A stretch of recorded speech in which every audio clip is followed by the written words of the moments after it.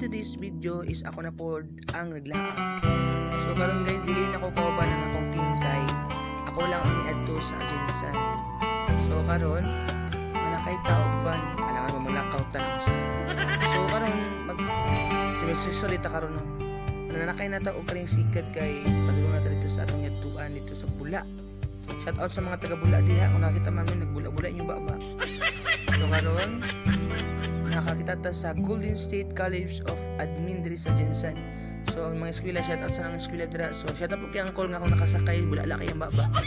So karon here na to diri sa Bula, Raja Muda Bula, Purokpon.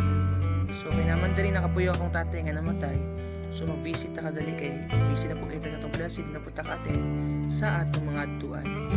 Na diri ang akong nanay, nag-amin ko siya kay tungod pag-abot lang condolence sa family Saison kay family ko nga nag-attend. Thank you sa pag-adto ninyo. Condolence kay tatay nga namatay. Karon nagtimbal-timbal kape, init yung panahon, nakasabay ko sa uso. Maluto mi o andra pansin. So pag umano magluto, naglaag mi sa baybay, naglantaw mi sa palibot diri sa Jinsan kay out pud ang ilahang mga pananaw diri sa dakaragatan nila na mga makita nimo mga dagko kayong bukid nga paingon and actually makita nimo sa kaud ang ilang naman. Dahil na po, kawan ako ang pinsan nga nagkauban po lang niyang pagumangkon na nagkugos.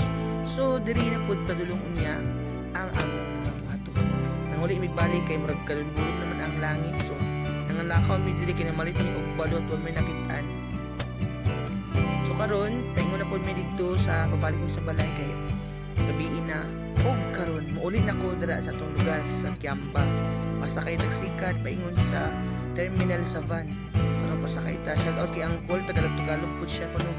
Bisaya ang tawon. So diri na ta, welcome og balik ulit sa atong antuan. Indot kayo ang din sa 24 hours to siya abri. Para jud kay pili ko mag-Jollibee.